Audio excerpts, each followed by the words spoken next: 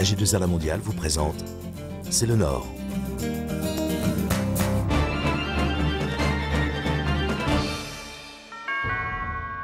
Bonjour, C'est le Nord s'intéresse aujourd'hui à la santé. La femme du Nord que je reçois pour en parler est Thérèse Lebrun, président-recteur de l'Université catholique de Lille. Bonjour Thérèse Lebrun. Bonjour Jean-Marie Leblanc. Regardons ensemble le reportage que nous avons réalisé sur le nouveau quartier Humanicité à Lomme-Capinghem. Reportage. Humanicité, c'est un projet totalement innovant qui est né à l'Université catholique de Lille et qui a été très vite porté par Lille Métropole Communauté Urbaine et les deux communes de Lomme et de Capinghem.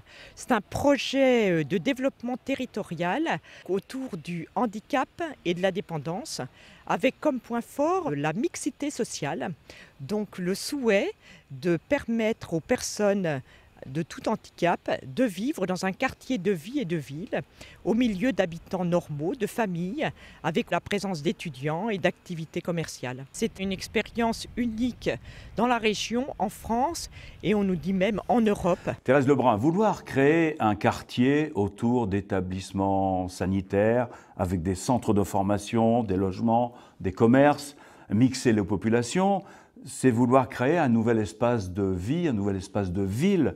Mais c'était aussi un projet un peu fou. Comment est né ce projet ? C'est un projet fabuleux, mais qui effectivement s'est développé sur les 10 ans qui viennent de passer. Le rassemblement de quelques hommes et de quelques femmes qui chacun apportent leurs compétences.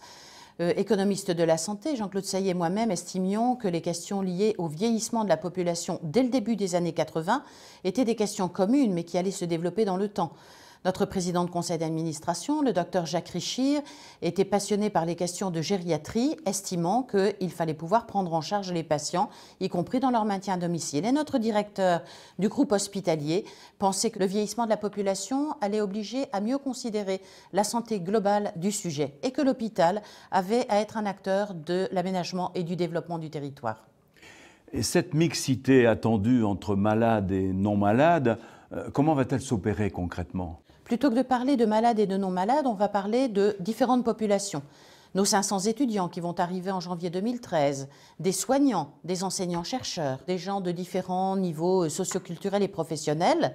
Et bien entendu, ces patients, âgés ou handicapés, vont s'approprier aussi ce quartier de vie et de ville, qui se veut beau architecturalement, responsable au plan environnemental, mais également pour nous la possibilité de faire se rencontrer ces gens. Une fête des voisins, ça existe, des expositions à développer, ça existe.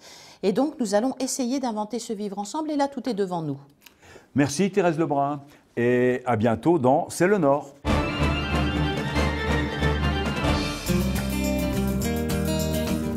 AG2R La Mondiale vous a présenté C'est le Nord.